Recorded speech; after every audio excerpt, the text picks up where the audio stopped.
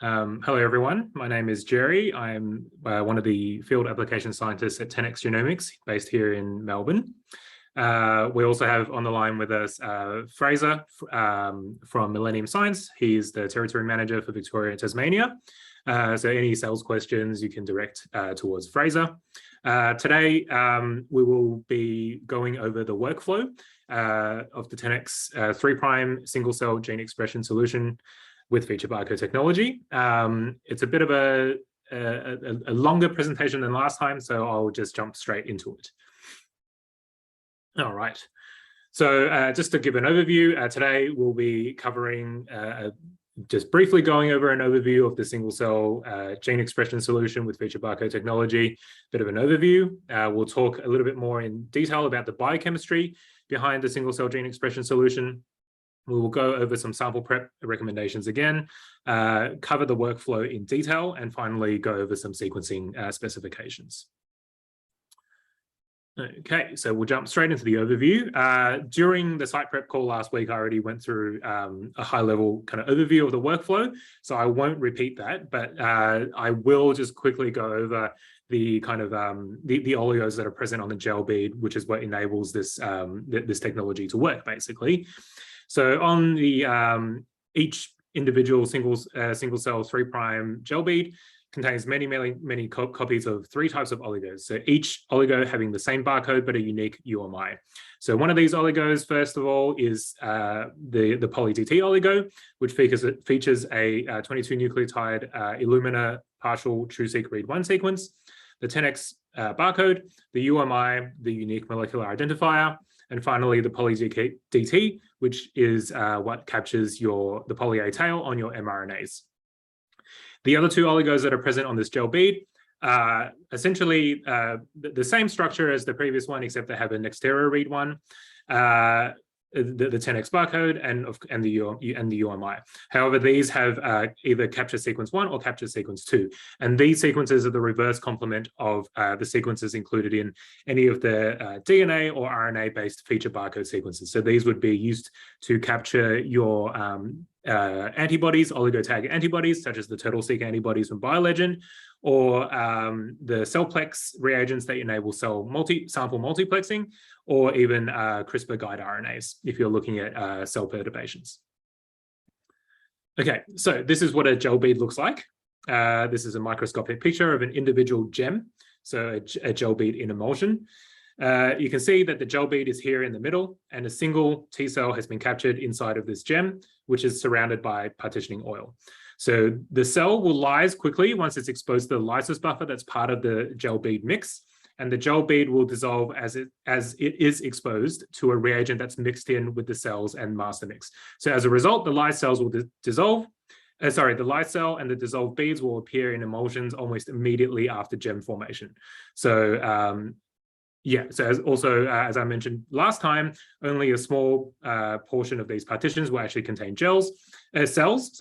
So generating a very large number of these partitions relative to the number of cells is what helps us to minimize the number of multiplets, which is the partitions that contain more than one cell. So again, I'll just put up a high-level overview of the workflow. Basically, you have your cell and sample prep up here at the start, after which you will take your sample into gem generation and barcoding, after which you will then do a post-gem RT reverse transcription cleanup and the cDNA amplification, after which you will clean up your cDNA and split your sample into 2. That you will take the pellet on for your gene expression library construction, and you will take the supernatant on for your feature barcode library construction. So at the end, if you are using feature barcoding, so that's the cell surface proteins or CRISPR or CellPlex, you will generate 2 libraries, one for your gene expression and one for your feature barcodes. And both of these libraries can be prepared in parallel or separately, and then they can be sequenced.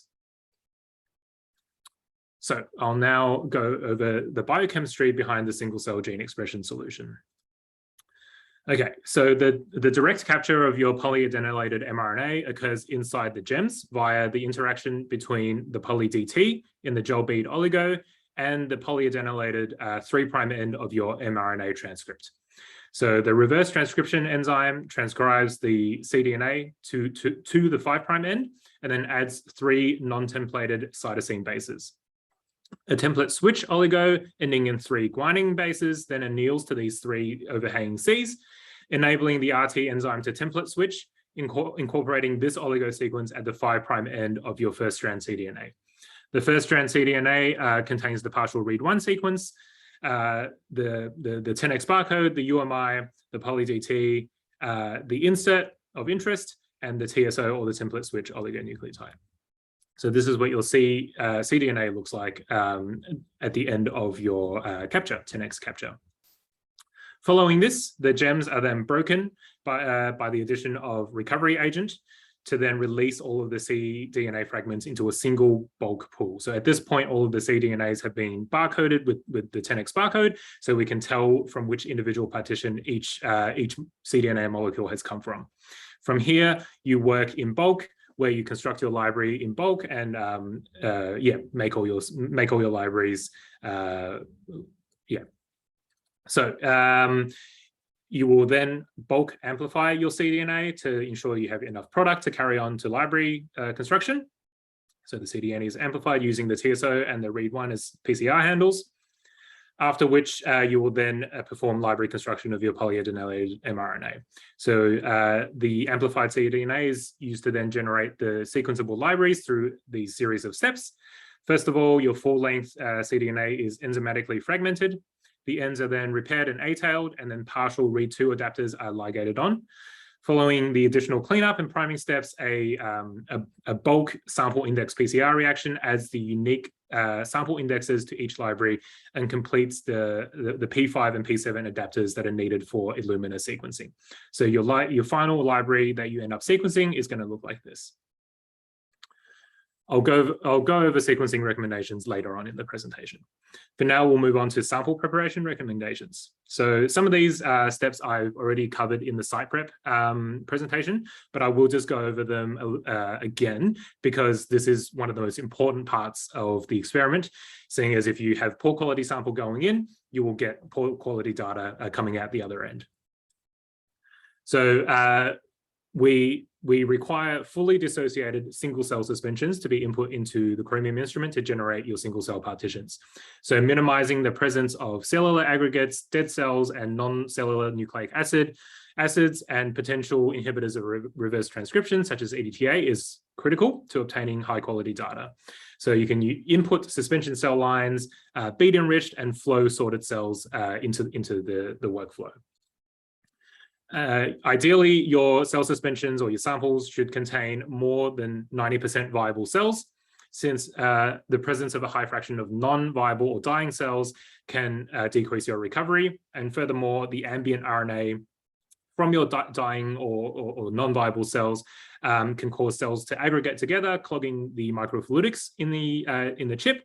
And also giving you background data as the ambient mRNA will also be captured into GEMs. Finally, it's important to treat your cells very gently to minimize cell loss and cell lysis. So as I already mentioned, when cells lyse, they will release ambient mRNA that can give you background and cause your cells to aggregate together. So we recommend washing your cells twice with a wide bore pipette tip to remove any of this ambient RNA and any debris and contaminants.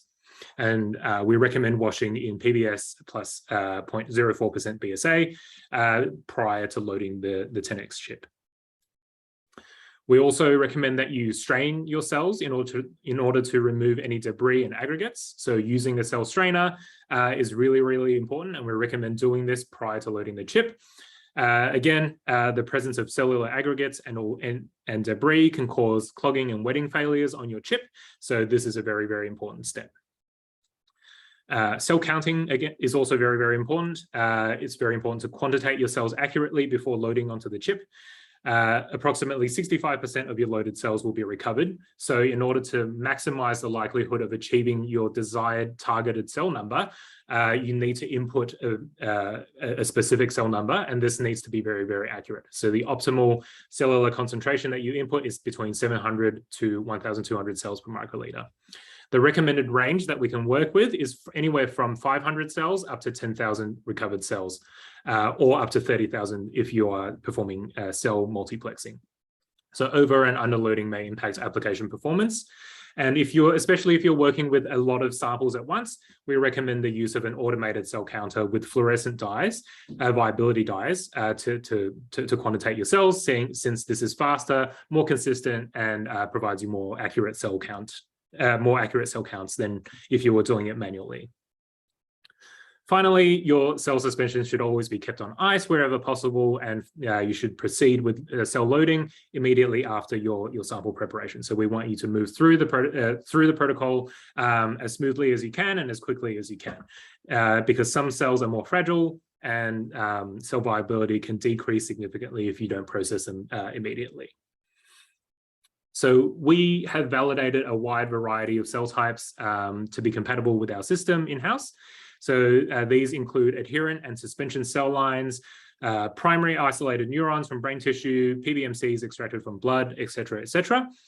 In addition, cells of various sizes and varying amounts of RNA content have been validated in our system, as you can see here. I won't go into this in too much detail. If you have any questions regarding specific sample types, please feel free to let me know, and we can have a chat about that. So I won't go into this slide in too much detail, but to say that there is a lot of support content on our website, including demonstrated protocols for specific sample types, different explanations of technical performance, dead cell removal, dissociation, and we also updating all these protocols with new protocols as we develop them in-house. So please check out our website. I will also be sending these slides after to the attendees, so you can go through them at your leisure. But just know that there are a lot of resources available on our website for your sample of interest. I will just quickly touch on debris removal one more time, seeing as it's very, very important, because clogging the chips is something that we definitely don't want. So in order to do so, we recommend filtering your cell suspensions. And we recommend that you use strainers with the appropriate pore size that's appropriate to your particular cells. That allow your cells to pass through while cellular debris and also the aggregates are retained on the strainer. So the strainers that we recommend are the FlowMe cell strainers and the Max Smart strainers from Miltenyi. So both of these have their pros and cons. For example, for the FlowMe, it requires a low sample volume. However, you do lose a lot of your cells after straining. Whereas with the Max strainer, there is minimal change in your sample concentration, but you do require a large volume of your sample to put through. So as you can see, when you have unfiltered cells, you get these aggregates, which are very bad and can clog the microfluidics on the chip. However, once they've been filtered, as you can see, the cells are very nice and clean in single cell suspension. So this is the kind of sample that we want to input onto the chip. Okay, so now we will go through the workflow in a bit more detail than we did during the site prep presentation. So in our protocols, we list the protocol steps and timing. Some of this is a bit optimistic. For example, the cell preparation. Obviously, this can take longer or shorter depending on your sample type. However, the important thing to note here is that there are various stopping points throughout the protocol where you can store what you've made and then come back to it at a later time point. This whole process can theoretically be done in one day. However, it will be a very long day, so most people do choose one of these stopping points to stop, especially post-GEM RT incubation and also post-cDNA cleanup. So do take a note of this protocol and note the stopping points, and also note what will work best for you, especially taking into consideration your sample prep time. Okay, so to get started with the workflow, we first need to take out some of the reagents from storage. A lot of the reagents, as I mentioned last time, are stored at either 20, -20, or at ambient temperature, except for the gel beads, which are stored at -80. So all of these things need to be removed and equilibrated to room temperature or placed on ice. So your gel beads need to come out of the -80 and equilibrate to room temperature for about at least 30 minutes. Failure to do this will result in a run failure. You need to find your partitioning oil, your recovery agent, and your chips and gaskets. So this is what's important for actually assembling the chip and putting your samples on the chip in order to load into the instrument to generate your gems. And finally, you will also need the reagents for some of the PCR reactions that you need to take place. So for example, the RT enzymes and some of the RT reagents and also the template switch oligos. All of these need to be taken out from -20 and either placed on ice or equilibrated to room temperature for at least 10 minutes. Your template switch oligo needs to be made up if you're using it for the first time in low TE buffer, after which it should be stored at -80. So just take a note of that. Okay, so now we will move on to talking about going through the actual workflow and what you will be doing with your samples and with the chip and the instrument. So the first thing you'll need to do is to get a chip. In the case of the 3' single cell gene expression workflow, it is chip G.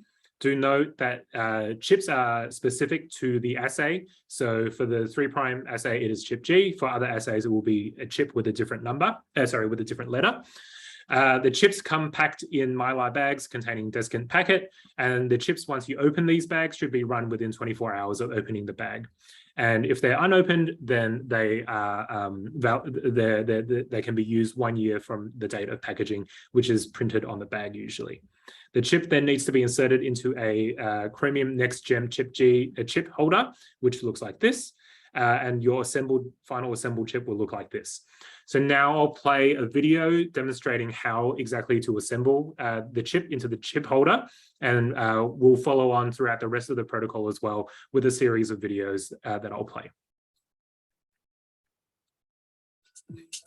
After removing the chip from the sealed bag, use the chip within 24 hours. We will hold the chip by the edges, making sure not to touch the bottom of the chip. We open the Chromium Next Gem secondary holder. Please ensure that you are using a Chromium Next Gem secondary holder. Slide the chip into the secondary holder from the left-hand side and click it into place. We will then close the lid, and we are ready to load the reagents into the chip. Okay, so pretty straightforward. Once you've assembled the chip into the secondary holder, you will load your samples, your gel beads, and also your partitioning oil into the chip. So this is what the chip looks like. The lanes run vertically, and you have 8 parallel lanes that are all independent of one another.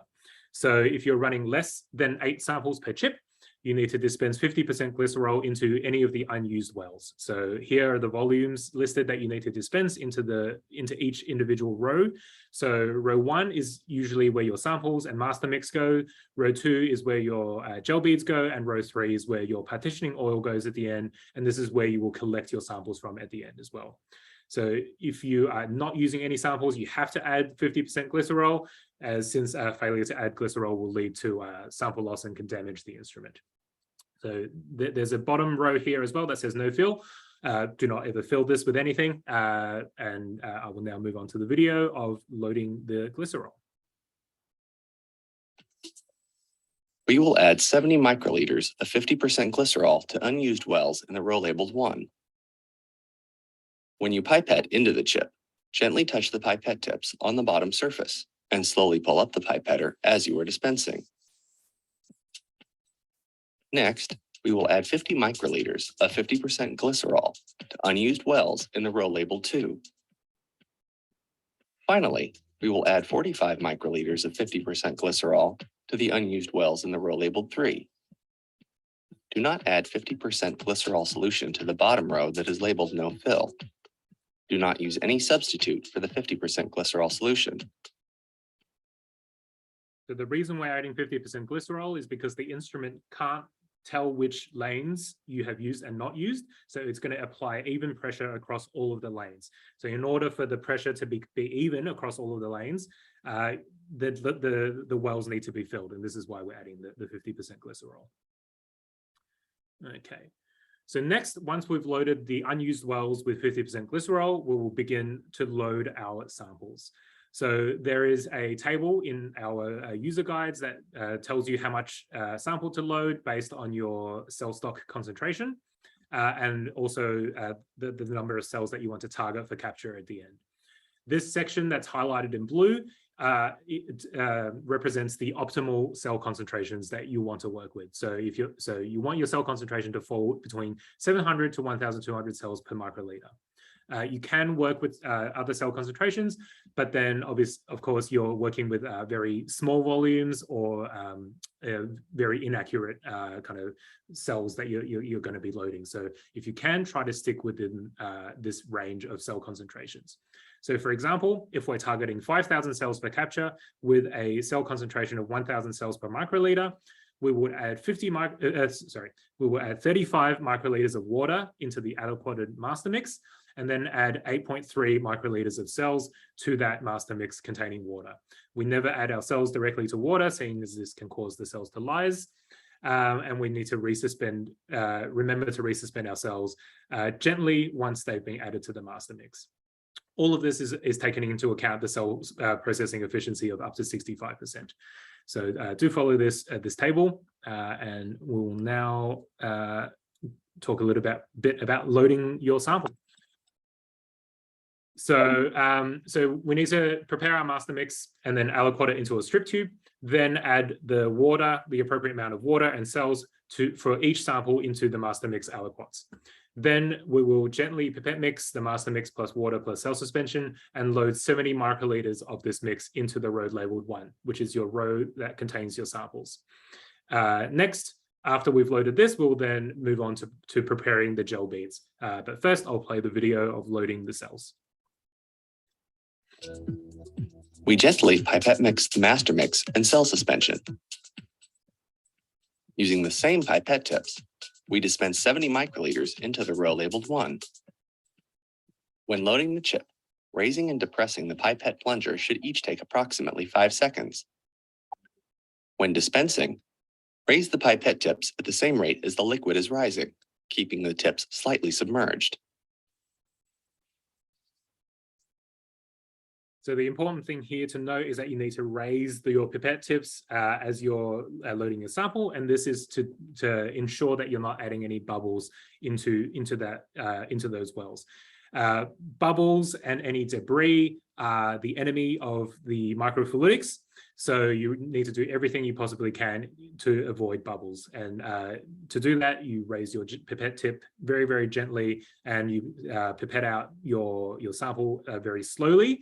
And you do this very, very slowly as you raise your pipette tips to ensure that the tips are just always submerged under the surface, slightly submerged under the surface. And this will help you to prevent any bubbles.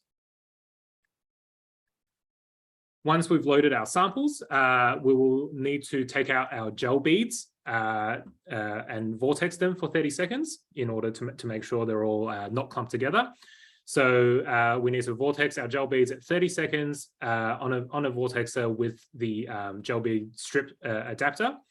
The gel beads need to be vortexed for 30 seconds, and you need to then place the gel beads back into the holder and take however many gel beads that you have for the number of samples. So if you're only working with 4 samples, you can just take four of these gel beads and load them into the chip. It's really important to vortex the gel beads at 30 seconds. First of all, to ensure that they are fully dissociated and out of and come into solution. And second of all, during this 30 seconds that you're vortexing your gel beads, this is the time that your samples are priming into the microfluidics. So failure to wait this 30 seconds will mean that your samples don't prime into the microfluidics, and this will result in getting an air bubble in the microfluidics if you load your gel beads straight away. So it's really important to actually adhere to this and not vortex your gel beads too early.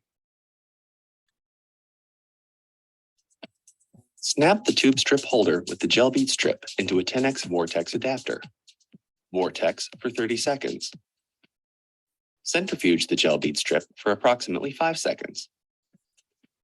Confirm there are no bubbles at the bottom of the tubes and the liquid levels are even. Place the gel bead strip back in the holder and secure the holder lid.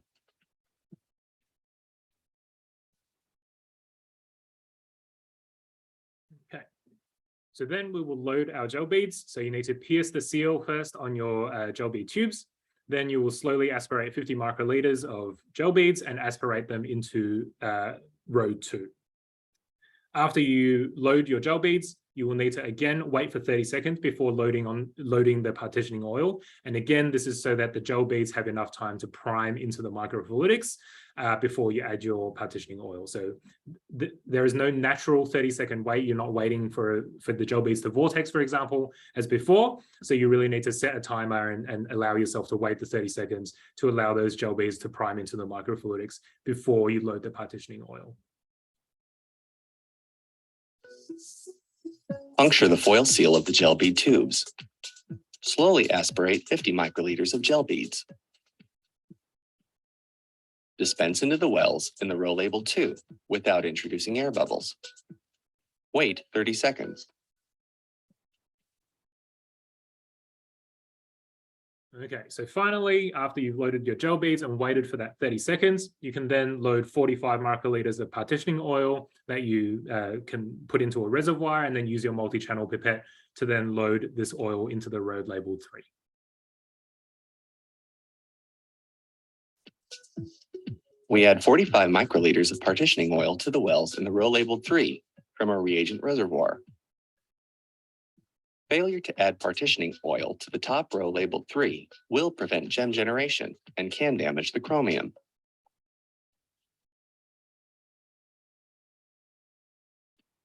Okay, so now in this particular slide deck, it tells you to attach the gasket.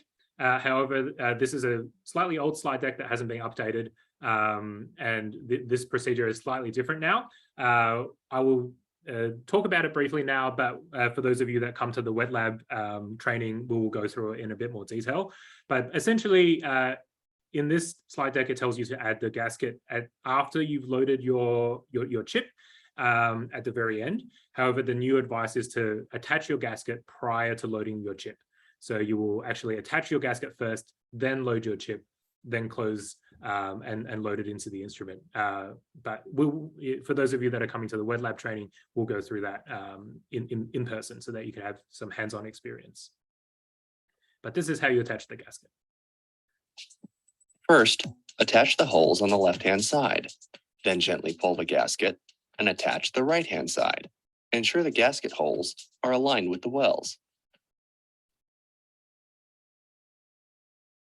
So basically, just to summarize this entire process, you are, with the caveat noting that we actually attach the gasket first. So we would actually attach the gasket first, then put the chip into the holder.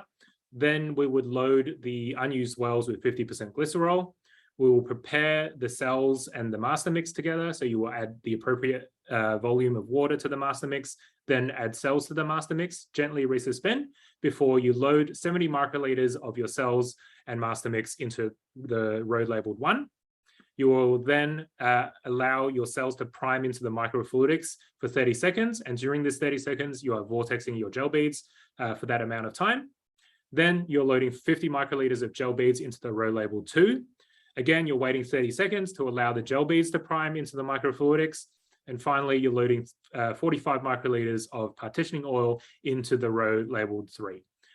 The bottom row that says no fill is always not filled with anything. This is to aid with the pressure differentials on the chip. So at this point, you would have already attached your gasket. So all you need to do is close the lid and place this assembled and loaded chip into the chromium instrument immediately after you've loaded it. So here pictured is a Chromium X instrument. What you guys have is a Chromium controller, which looks very similar, but is slightly smaller than this. And for your purposes, they're essentially interchangeable. The only difference is that the Chromium X allows running of high throughput chips and also the fixed RNA profiling assays, whereas the Chromium controller instrument does not allow the running of high throughput chips and also the fixed RNA assays. But for the 3' gene expression and the 5' gene expression workflows, the Chromium controller and the Chromium X are essentially interchangeable. So your chips should be run immediately after you load them. The runtime is about 18 minutes. And then after this 18 minutes, you need to recover the emulsions that are generated immediately after the run is complete. So so you need to be there for the run to be completed, take your chip off straight away and recover your emulsions straight away. So you need to transfer the emulsions that are generated into a tube strip that's placed on ice. And then you can store these gems for up to an hour before beginning the gem RT reaction. And there's a specific procedure for recovering your gems. So once the run is completed, you will put your gasket lid open and put it to the 45-degree angle. So there is a lock that it will click into place and allow your chip holder to sit in such a way that your gems are that your plate chip is exposed at a 45-degree angle. At this point, you'll go in with your multi-channel pipette to collect the gems and the emulsion that's generated. So this allows you your pipette tips to go to the very bottom of the well and not form a seal with the bottom of the well, and allows you to collect the gems. So the gems should appear opaque and uniform across all of the channels. And this is the video of how to do it. Press the eject button and remove the chip.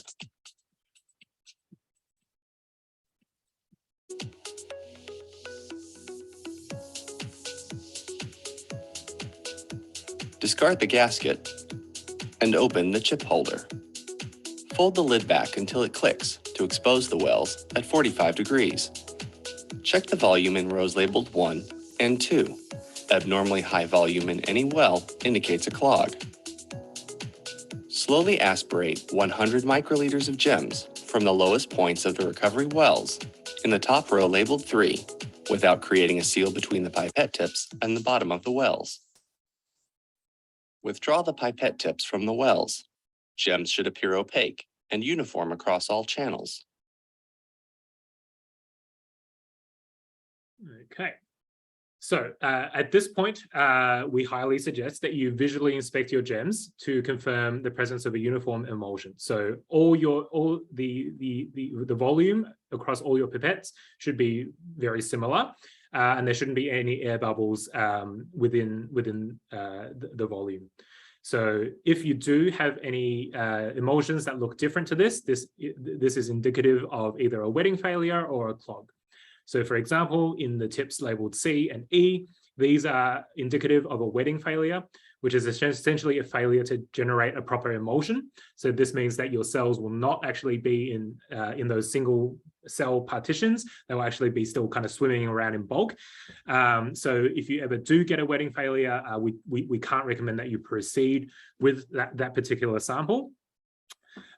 If you are not able to collect the volume that you're supposed to collect, such as in example G, this is indicative of a clog. So this means that at some point something has clogged the microfluidics and caused you to not form as much emulsion as you should.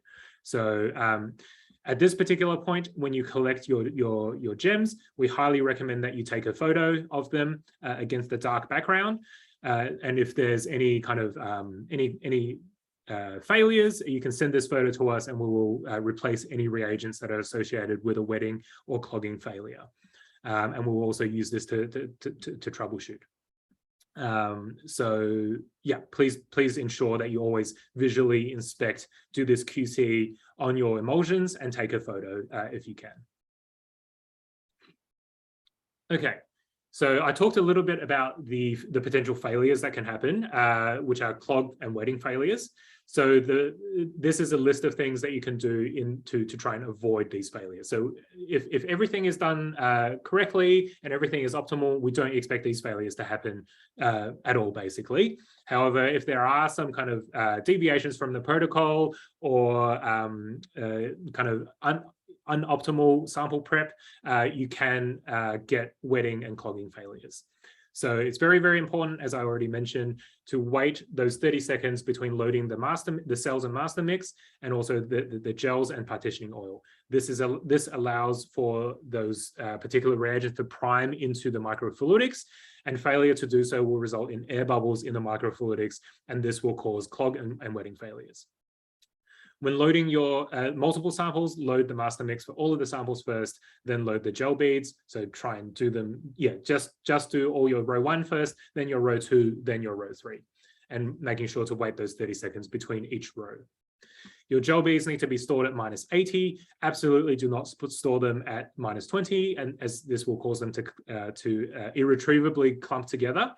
The gel beads can go from -80 to room temperature, and you need to store them for at least 30 minutes prior to use to room temperature, but they can only be at -80 and at room temperature, and while they're thawing in between. They just can't be stored at -20. So please take a note of this.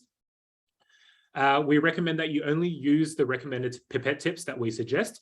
The brands that we suggest are mainly Rainin, but there are some other ones that we list in our protocols. It's really, really important to use the plastics that we recommend because especially for the pipette tips and especially leading up to loading the chip, so for your sample prep, because we have tested a bunch of other brands of pipette tips, and some of these pipette tips actually have jagged surfaces on the inside that can cause your cells to lyse. And some of them actually give off bits of microplastic that you can't see under the microscope that can get into your sample that can then end up on the chip and clog the microfluidics. So it's really, really important prior to loading the chip for any work that you're using that comes in contact with your sample to actually use the pipette tips that we recommend. Furthermore, with the plastic strip tubes that we recommend, we also recommend that you use the ones that we have suggested because certain plastics are not compatible with the emulsions that we generate and can actually cause them to break earlier than we want them to. So it's really, really important to use the plastics that we recommend. And there's a list of those in all of the user guides. We want to avoid pipetting too fast, seeing as this can either damage your cells or introduce air bubbles. And as I've already mentioned, air bubbles are the enemy of microfluidics. So if you do get any air bubbles, especially if they're at the bottom of the chip well, do your best to try and dislodge them without touching the bottom. The microfluidics run from the bottom of the well. So if you are getting air bubbles at the bottom of the well, it's really, really important to get rid of them. Otherwise, they can get into the microfluidics and cause clogging and wetting failures. We want to handle the chip and the instrument at the temperatures that we recommend. So basically lab temperature. Want to run the chip as soon as possible after you load it. You don't want to be sitting around for too long, seeing as this will, your cells can start to die, and you definitely don't want that. You don't want to carry your loaded chip over a long distance. So basically what this means is that you want to actually load your chip right next to the instrument so that you can load your chip and then just put it onto the instrument and start the run. We want to make sure that we're keeping our work area free of any particulates, seeing as any debris that gets into the chip can clog the microfluidics and cause these clogging and wetting failures. So avoid wearing wool or any other fabrics that shed fibers. Make sure you're wearing your lab coat. Make sure you're tying your hair back if you have long hair. And if you're really, really, really worried, you can do this in a hood. However, it's not essential as long as you're kind of wearing your lab coat and tying your hair back and just keeping your area dust and particulate free. Cell quality is very, very important. So we want to avoid using any surfactants or viscous reagents in the cell buffer. So this is to ensure that the viscosity of the reagents that we load what's expected on the chip, and because the pressure that's generated in order to generate the gems expects a certain viscosity in your reagents. So avoid using these things in your cell prep. We want to make sure, as I've already said, to remove any debris and clumps with cell strainers. And you also want to visually inspect your cell suspension before loading, make sure that there aren't any huge visible clumps or huge bits of debris in it. And also, of course, we want to minimize the waiting time between cell counting and chip loading. So you want to get through this quickly. And this is why we recommend the use of an automated cell counter, seeing as, that is a lot quicker than counting cells by hand. Okay. So after we've run the chip on the instrument, next we move on to the gem RT incubation. So after you've collected all your gems, put them into a strip tube, we then put them onto a thermocycler and run this program. And what's happening during this time is this particular reaction. So basically adding the template switch oligo and doing a reverse transcription of your captured mRNA. After this gem RT reaction, we will then, because all the molecules have been barcoded with 10x barcodes that relate back to each individual gem, we can now add recovery agent and break all of the gems and do all of the following steps in bulk. So basically, we will add this pink recovery reagent to your gems, wait 2 minutes, and then wait for this to separate. And then at this point, we will remove the recovery agent and move on to the next step. So I'll play a video about that now. We add 125 microliters of recovery agent to each sample at room temperature. Do not pipette mix or vortex the biphasic mixture. Wait 2 minutes. The resulting biphasic mixture contains recovery agent and partitioning oil and aqueous phase with no persisting emulsion. If biphasic separation is incomplete, firmly secure the caps on the tube strip. Do not invert without firmly securing the caps. Mix by inverting the cap tube strip 5 times and centrifuge briefly. A smaller aqueous phase volume indicates a clog during gem generation. Slowly remove and discard 125 microliters of recovery agent and partitioning oil from the bottom of the tube. A small volume of pink solution should still remain in the tube. Do not aspirate any aqueous sample. So basically, all the things that you want are in the aqueous phase, the clear aqueous phase, and all the things that you want to get rid of are in that pink phase. So the reason why we're removing some of the pink recovery agent here is not for any reason other than to make room in the tubes for the next step, because as you can see, the tubes are pretty full. We actually don't need to remove all of that pink reagent. So the only reason we're doing it now is to make room for the next step, basically. And the next step is to do your Dynabead cleanup. So you need to take your Dynabeads, make sure you vortex them thoroughly. The Dynabeads are very, very susceptible to clumping. So you really need to vortex them thoroughly for at least 30 seconds. Check to make sure that they're fully resuspended. Use your pipette tip to check that there's not any clumps, and keep vortexing if you feel that there are any clumps. So you just need to make sure those Dynabeads are fully resuspended. Then you can add your Dynabeads to your solution, and this is how you pull out basically your cDNA that you've made. We pipette mix 10 times with the pipette set to 200 microliters. Then incubate at room temperature for 10 minutes. Do not cap the tubes at this point because they are too full. Pipette mix again at approximately 5 minutes after the start of the incubation to resuspend the settled beads. Ensure that the samples are thoroughly mixed with the silane beads to achieve optimal recovery.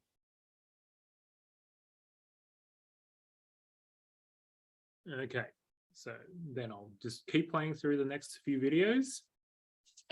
After the 10-minute incubation step is complete, place the tube strip into a 10x magnetic separator in the high position until the solution clears. A white interface between the aqueous phase and recovery agent is normal. Carefully remove and discard the supernatant.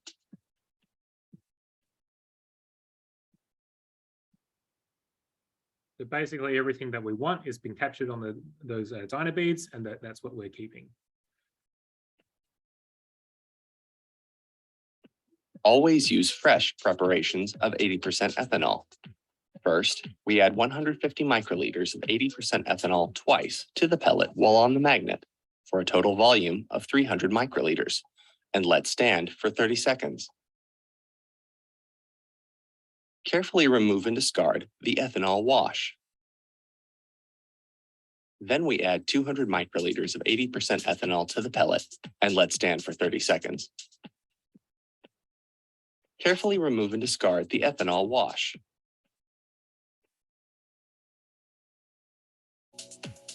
Centrifuge the tube strip briefly and return it to the 10x magnetic separator in the low position.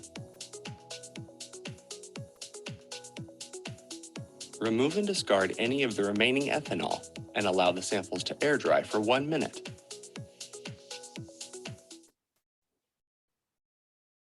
Okay.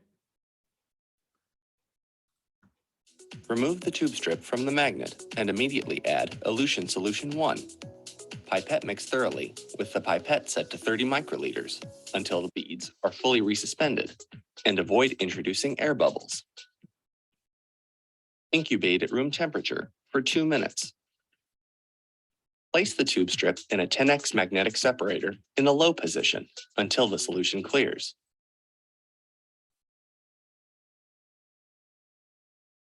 Transfer 35 microliters of purified GEM-RT product to a new tube strip. Okay, so at the end of this, you'll end up with your cDNA and you'll need to take that cDNA on for amplification so that you can have plenty of products for your library construction. So you then need to prepare your cDNA amplification mix and then run it through this particular thermocycler program. So the number of cycles that you run is going to be dependent on how many cells you have targeted for recovery. And this is where it also becomes very, very important to relate back to your sample prep, where you need to count your cells really, really carefully. Because if you're actually targeting more than 6,000 cells, but you've actually loaded fewer cells, then you're going to be over amplifying. And if you loaded fewer cells than you've expected, then you're going to be under amplifying. So you really need to make sure that your cell counting is done correctly. Next, you'll be doing a spry select cleanup. So this is to make sure that you're only picking products of the correct size. At this point, you will be your products that you're taking on for gene expression library construction are going to be on the spry. Beads, and then the products that you're going to be taking on for your feature barcode libraries are going to be in the supernatant. So you need to make sure that you don't discard your supernatant after this point if you are doing feature barcoding. And here's the video. Add the spry select reagent to each sample in the tube strip and pipette mix 15 times with the pipette set to 150 microliters. Pipette mix thoroughly, as insufficient mixing of sample and spry select reagent may lead to inconsistent results. Incubate the tube strip at room temperature for 5 minutes. Place the tube strip in a 10x magnetic separator in the high position until the solution clears. Carefully transfer the recommended amount of supernatant to a new tube strip without disturbing the pellet.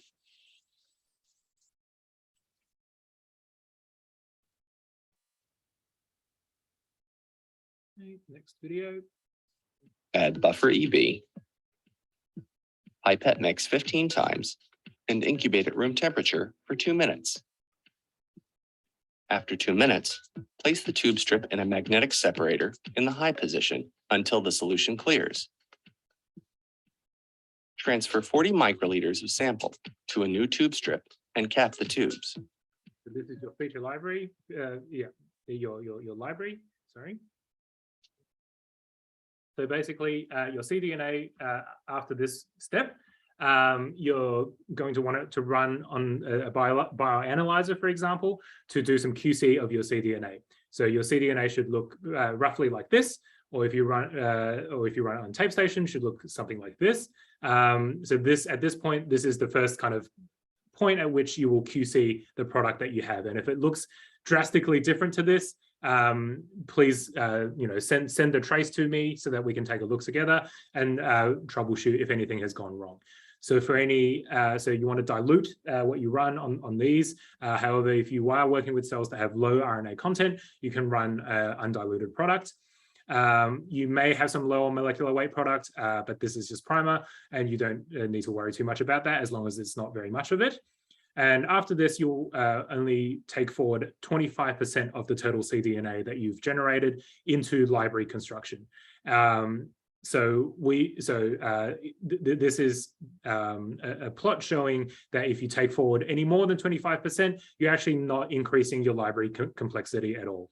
And the good thing about only taking forward 25% is that you'll have plenty of cDNA product left if something actually goes wrong in your library construction and you need to come back to your cDNA and remake your library. So yeah, you're only taking part of it so that you still have plenty of it left if you need to ever come back to it. Okay, so after this, we move on to library construction. So during library construction, we're doing fragmentation and repair and A-tailing. Then we're doing another a double-sided spray cleanup to make sure we're only getting the products of the right size. Finally, we're doing adapter ligation, another spray cleanup, and then we proceed onto your sample index PCR. So for your sample index PCR, for your gene expression library, we are using the dual index kit TT set A, and we're using a different well for each sample. So this is needed for demultiplexing your sequencing data at the end, and you run this on a thermocycler for the appropriate number of cycles. Finally, we'll do a spray cleanup to make sure we're only getting library of the appropriate size. And this is what your final library should look like. It should be have a size distribution between 300 and 600 base pairs. And then you can quantitate your libraries by either qPCR or using the Kappa library quantification kit for Illumina platforms. And after this, you can then take it onto your Illumina sequencer basically and sequence.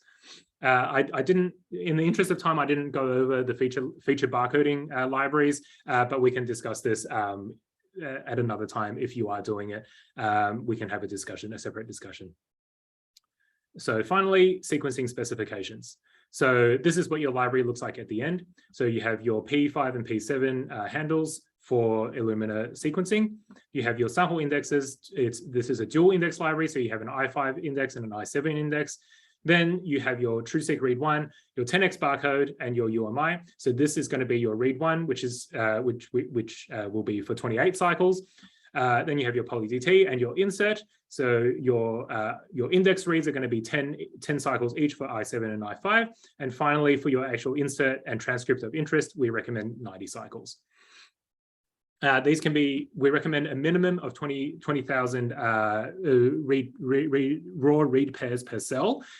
This is going to differ based on your sample, on your cell type, specific cell type. This is just a general recommendation. You may find that you need to do either more or less sequencing than what we recommend, but that's something that you'll need to determine for your specific sample type. And of course, it can be sequenced on any of these Illumina sequences. Finally, if you are working with multiple different 10x assays or feature barcode libraries, you can pull these libraries together. And this is the list of the libraries that you can pull together and sequence at the same time. So again, I won't go into this in too much detail, but we can, if you have any questions about it, feel free to ask me and contact me. I will put up my email at the end. I will also be sending these slides, copies of these slides to everyone at the end as well. And for the videos that I played today, they are also available on our website if you want to ever look at them again. And of course, for the people that are attending the wet lab training, we will of course be going through all of the steps together, hands-on, and you're going to be doing everything. Yeah, I look forward to seeing some of you at that. Finally, just to reiterate, we have a bunch of resources available on our website. We have user guides, product specifications, demonstrated protocols for sample prep, and also the how-to videos. Of course, you can always contact support at 10xgenomics.com for any technical questions that you may have. And you can also contact me. My email is just down here below. And of course, you can, yeah, as I said, you can email support at 10xgenomics. You can find FAQs on our knowledge base, which is linked here, and our support webpage here as well.